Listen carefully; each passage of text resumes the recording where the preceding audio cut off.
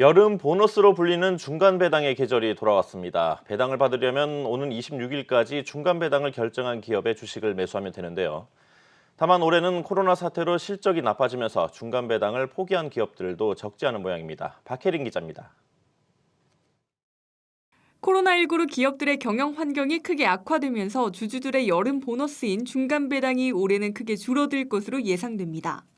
삼성전자 다음으로 배당 규모가 커 배당 매력주로 꼽히던 현대자동차는 올해 중간 배당을 포기한다고 밝혔습니다. 지난해 950억 원가량을 중간 배당한 현대모비스도 올해는 배당을 결정하지 않았고 코웨이도 중간 배당을 하지 않는다고 밝혔습니다. 두산과 SK이노베이션, S-오일도 급격한 실적 악화로 올해 중간 배당을 못할 가능성이 높게 점쳐지고 있습니다. 배당을 못 준다라는 건 보수적으로 정책에 임할 수밖에 없기 때문에 못 주는 걸 텐데 코로나 국면에서는 물론 특수성이 있다 보니까 그 부분만 좀 주의하면 좋을 것 같고요.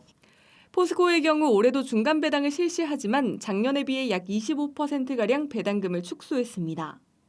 대장주 삼성전자는 홈페이지를 통해 이달 30일이 중간 배당 기준일임을 알리고 있지만 아직 배당 규모는 공표되지 않았습니다. 증권업계선 지난 1분기와 마찬가지로 보통주 주당 354원 수준으로 배당을 지급할 것으로 내다보고 있습니다. 투자도 지금 계속 줄이고 있는 상황에서 배당을 늘리기는 어려울 것 같고요. 기존에 하던 대로 이제 중간 배당이 나올 것 같고 코로나가 워낙 지금 불투명한 경기 상황이라서 그 새로운 3개년 계획에 대해서도 당장 발표하지는 못할 테고.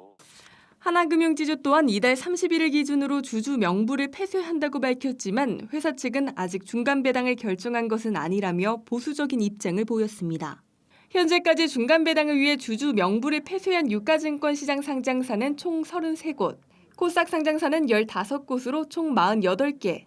중간 배당을 받기 위해선 이달 26일까지 해당 종목의 주식을 매입해야 하며 평균적으로 이사회 이후 20일 이내에 배당금이 지급됩니다.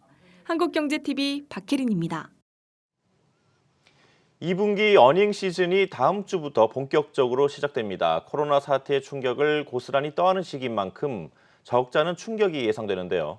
업종별로 또 종목별로 실적 양극화가 예상됩니다. 신재근 기자입니다.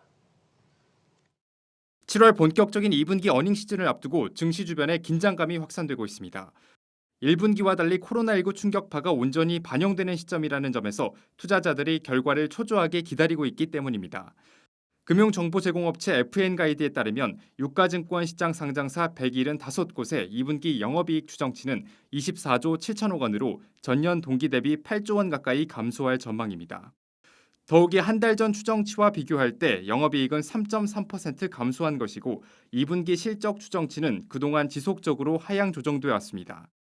본격적인 실적 시즌이 다가오면서 추가적인 하향 조정마저 배제할 수 없습니다. 전반적인 실적 악화 속에서 코로나 영향으로 업종별 종목별 실적은 더욱 차별화될 전망입니다. 이른바 언택트 관련주와 바이오 게임 업종은 약진이 점쳐지고 있는 반면 자동차와 철강 여행 업종은 코로나19의 직격탄이 고스란히 반영되면서 실적 급감이 예상됩니다. 코로나 진단키트 제조업체 시젠의 경우 수출 호조에 힘입어 2분기 영업이익이 1,740억 원으로 전년 동기 대비 3,600% 늘어날 것으로 예상됩니다. 시젠은 전 세계 코로나 영향이 극에 달했던 지난 4월에만 진단키트 653억 원어치를 수출하며 2분기 호실적을 예고했습니다.